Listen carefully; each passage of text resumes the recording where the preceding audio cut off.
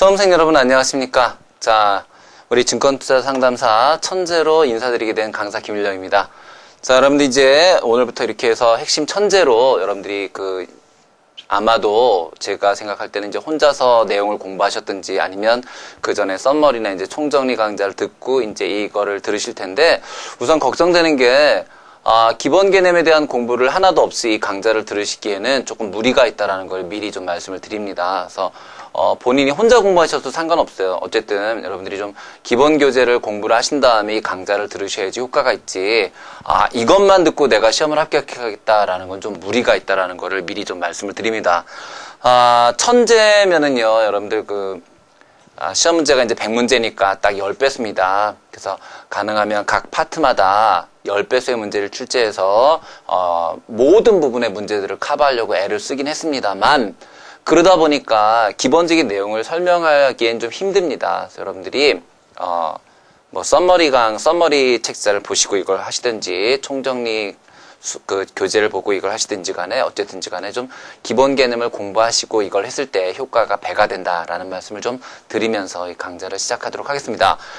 그리고 당연한 얘기지만 여러분들 이거는요, 내가 완전히 백지인 상태에서 저 선생님하고 같이 문제를 풀어봐야 되겠다 이렇게 생각하시면 안 되고요. 미리 풀어보셔야 돼요. 미리 풀어보시면 어떤 게 중요한 건지 이게 왜 답인지를 그런 식으로 좀 빠르게 굉장히 스피드하게 진행이 되니까 여러분들이 미리 문제를 풀어오시면 되겠습니다. 자, 그러면 제1강 시작해 보겠습니다. 자, 첫 번째 경기 분석에 대한 내용입니다. 경기 분석은 총 8문제가 출제되고요. 자, 가장 많이 나오는 문제들 위주로 문제를 뽑아봤습니다. 현재 사용하고 있는 국제수지 분류에서 맞는 거죠. 자, 여러분 보세요. 맞는 거예요. 현재 사용하고 있는 국제수지 분류에서 경상수지는 무역의 이전수지로 구분된다 그랬는데 틀렸습니다.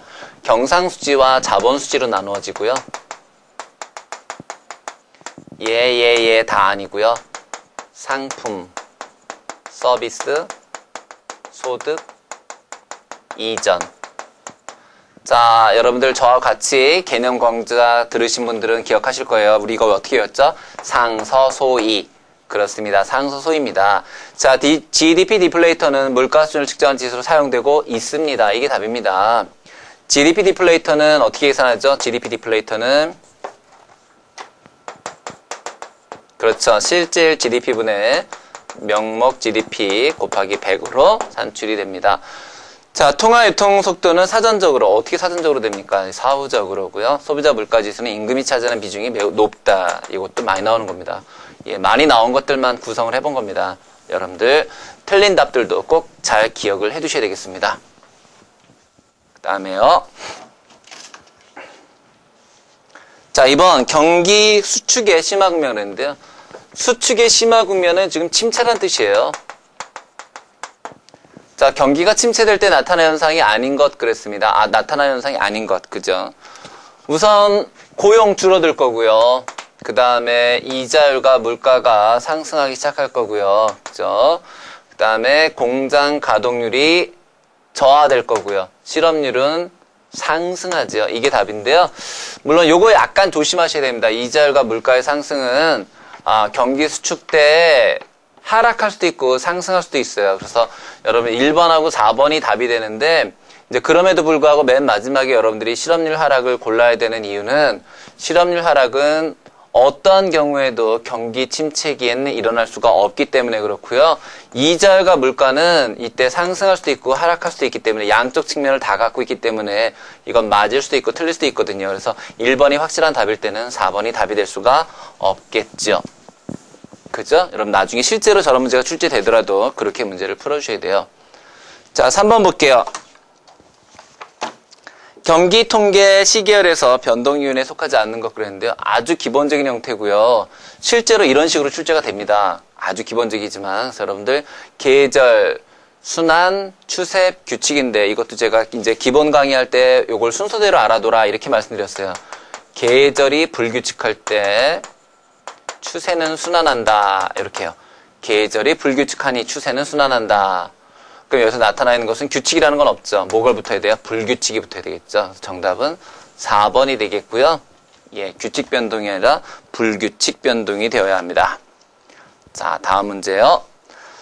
4번입니다. 다음 중 계절 변동의 추정에 사용하는 방법을 모두 고른 것은 그랬는데요. 여러분 이 문제는 반드시 나옵니다. 이 문제는 제가 진짜 제 이름을 걸고 반드시 나옵니다. 계절 변동 뭐뭐가 있다 그랬냐면 여러분 오른쪽에 보세요. 문제 해설에 보면 계절 변동, 불규칙 변동, 추세 변동 있죠. 이걸 안 외우고 가시는 건 죄예요. 죄. 그래서 계절 변동에 속하는 게 거기 나와 있는 것처럼 전년 동기, 단순 평균, 이동 평균, X11 아리마, X12 아리마가 있고요. 불규칙 변동이 MCD 이동 평균, 추세 변동이 장최예요. 장최. 자, 그러면 장최 이거는 추세 변동이라니까요.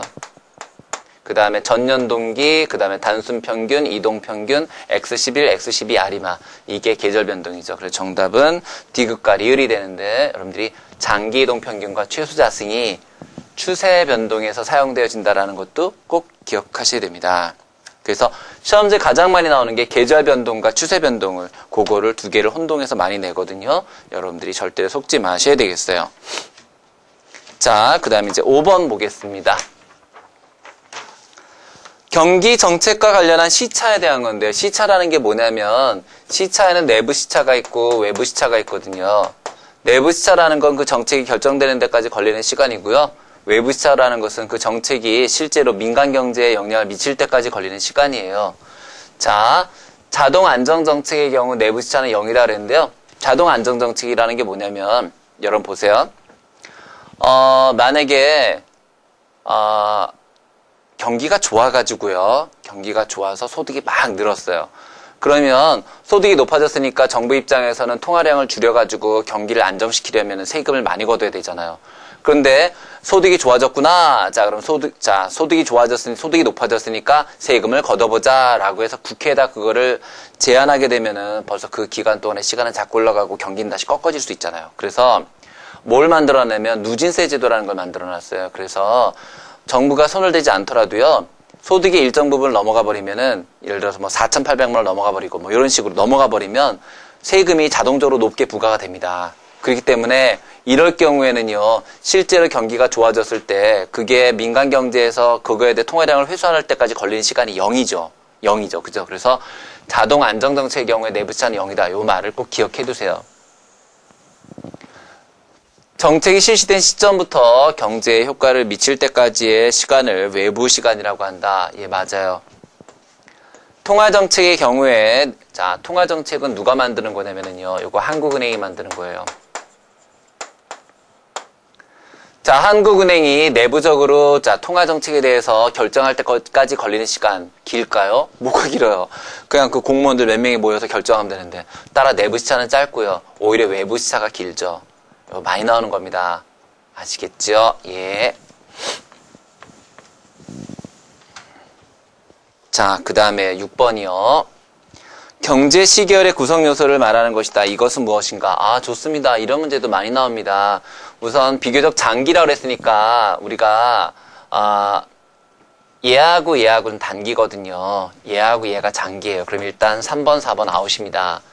일정한 주기를 갖고 추세선을 중심으로 완만한 진폭을 보이는데 이것을 경기 변동이라 한다는 경기 변동과 똑같은 말이 바로 순환입니다. 순환. 그래서 정답은 2번이 되겠습니다. 그래서 경기 변동과 순환 변동 같은 말이다. 순환 변동과 추세 변동은 장기고 계절 변동과 불규칙 변동은 단기다. 이렇게 기억을 해두셔야 되겠습니다. 그 다음에 7번이요. 경제 시계열에 대한 설명으로 옳은 것은 그랬습니다. 자, 추세 변동이란 지금 말씀드렸잖아요. 장기간이다. 순환 변동은 추세선을 중심으로, 자, 순환 변동이라는 게 이렇게 되는 건데요. 이게 가파른 진폭을 보인다고요? 완만한 진폭이죠. 계절 변동은 매년 반복적으로 발생하는 단기적 변동을 말한다. 그렇죠. 이거 뭐 무슨 졸업 시즌 이런 거 말하는 거죠. 그 다음에 추석 때 백화점의 매출액. 오케이. 자, 불규칙 변동은 장기적이지 않고 단기적입니다. 됐었죠? 지금 어때요? 반복되고 있죠? 그렇습니다. 내용이 반복돼서 출제가 되고 있어요. 이런 건 꼭 맞춰주셔야 됩니다. 8번이요. 2002년 3월 개편된 통화지표 가운데 협의통화 신 M1에 포함되지 않는 걸 골라라 그랬는데요. 시장형 상품입니다. 그래서 여러분들 신 M2에 들어가는 걸 기억하셔야 되는데요. 신 M2에 들어가는 게 시장형 상품이 있고요. 또 하나 꼭 기억하셔야 될 게 실적 배당형이에요.